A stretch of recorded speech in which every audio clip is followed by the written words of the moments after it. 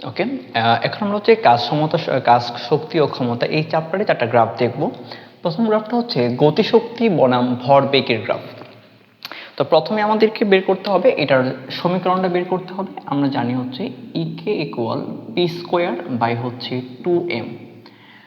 আমাকে বের করতে হবে যে গতিশক্তি আর ভরবেগ এই দুইটার মধ্যে সম্পর্ক। তাহলে এখানে আমি ভরটাকে কনস্ট্যান্ট ধরে নিতে পারি, গতিশক্তি হচ্ছে ইকে আর ভরবেগটা হচ্ছে পি, এই যে পি স্কোয়ার, দুইটার মধ্যে সমানুপাতিক সম্পর্ক।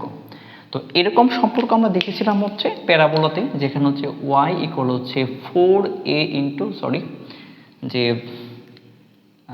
এটাকে যদি আমি ওয়াই ধরি, এটাকে উপর দিকে রাখবো, যেটা প্রথমে দেওয়া থাকবে সেটাকে উপর দিকে রাখবো, গতিশক্তি ইকে, আর ভরবেগটা হচ্ছে এক্স অ্যাক্সিস বরাবর ভরবেগ পি রাখবো। এখন চিন্তা করি এইটাকে যদি আমি ধরি তাহলে ওয়াই স্কোয়ার হবে, ওয়াই স্কোয়ার এই পাশে থাকবে কত 4ax হবে। তার মানে বুঝতে পারতেছি এখানে এক্স এর এক ঘাত অর্থাৎ গতিশক্তির এক ঘাত। তাহলে এই সমীকরণের যে গ্রাফটা হবে সেটা হচ্ছে আমাদের 1 নাম্বার হচ্ছে প্যারাবোলা হবে অর্থাৎ পরাবৃত্ত হবে, 1 নাম্বার প্যারাবোলা। 2 নাম্বার হচ্ছে যে ইকে এর সাপেক্ষে প্রতিসম, ইকে এর সাপেক্ষে হবে প্রতিসম, সাপেক্ষে প্রতিসম হবে। যদি ইকে এর সাপেক্ষে প্রতিসম হয় তাহলে গ্রাফটা কেমন হবে, যে এই দিক গ্রাফটা হবে এরকম, প্যারাবোলা হবে ইকে এর সাপেক্ষে প্রতিসম। তো এইদিকে কেন আসবে না, কারণ হচ্ছে আমাদের ভরবেগ নেগেটিভ হতে পারবে না, এই জন্য হচ্ছে এদিকে আসবে না, শুধু এদিকেই থাকবে। এরপরে গ্রাফটা হচ্ছে ভূমি হতে খাড়া উপরের দিকে নিক্ষিপ্ত বস্তুর গতিশক্তি বনাম উচ্চতার গ্রাফ, গতিশক্তি বনাম উচ্চতা।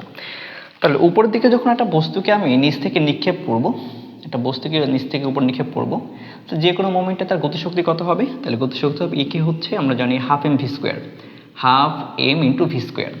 এখন ভি এর মানটা বের করা দরকার, কারণ আমাদের ভি এর সাথে সম্পর্ক নেই, আমাদের লাগবে হচ্ছে উচ্চতার সাথে সম্পর্ক লাগবে। লিখতে পারি half m v square equal to লিখে যায় u square minus 2g into হচ্ছে এইচ, সে যেখানে আছে সেটা হচ্ছে আমাদের এইচ। এখন খেয়াল করি গতিশক্তির সাথে এইচের কি সম্পর্ক, আমি যখনই এইচের মানটা বাড়াবো গতিশক্তিটা কমে যাবে। এইচের মানটা বাড়াবো মানে কি, বেশি পরিমাণ মান মাইনাস যাবে, গতিশক্তিটা কমে যাবে। তার মানে বুঝতে পারতেছি যে ইকে আর ইএইচ এর মাঝে সম্পর্কটা হচ্ছে ব্যস্তানুপাতিক, এক্স্যাক্টলি না, বাট একটা বাড়ালে একটা হচ্ছে কমবে। তো খেয়াল করি একটা হচ্ছে যদি বাড়াই, এইচ যদি বাড়াই ইকেটা কমে যাবে, কিন্তু এদের মাঝে সম্পর্কটা কেমন হবে, ব্যস্তানুপাতিক না, ডিরেক্টলি না, গুণাত্মক না, এটাকে বলি যোগাত্মক বিপরীত সম্পর্ক, এটাকে হবে যোগাত্মক বিপরীত সম্পর্ক। আর যদি গুণাত্মক বিপরীত হইতো, যেমন এক্স ইকুয়াল হচ্ছে 1/y, এইটা বাড়ালে এটা কম, এটাকে বলি গুণাত্মক বিপরীত সম্পর্ক, তখন সেই ক্ষেত্রে হচ্ছে এটা হাইপারবোলা হতো, রেক্ট্যাঙ্গুলার হাইপারবোলা।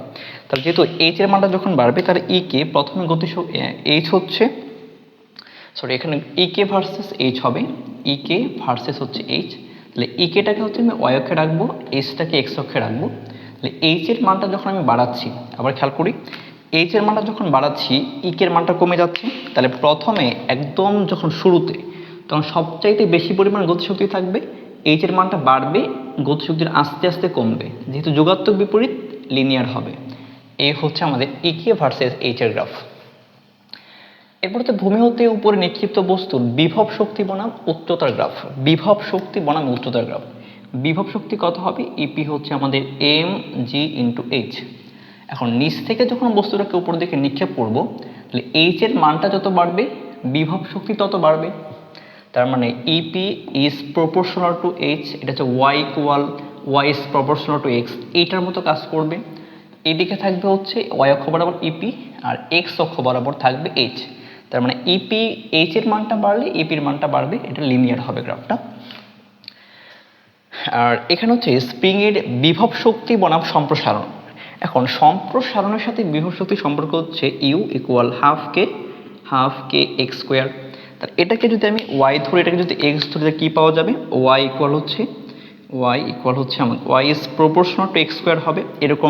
এরকম গ্রাফে পাওয়া যায় হচ্ছে আমাদের প্যারাবোলাতে পাওয়া যায়। তাহলে 1 নম্বর হবে এটা কি, প্যারাবোলা হবে।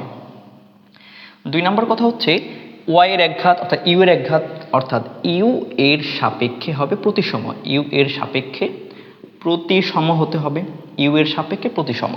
তাহলে ইউ থাকবে ওয়াই অক্ষ বরাবর আর সম্প্রসারণ হচ্ছে এক্স থাকবে আমাদের এক্স অক্ষে থাকবে।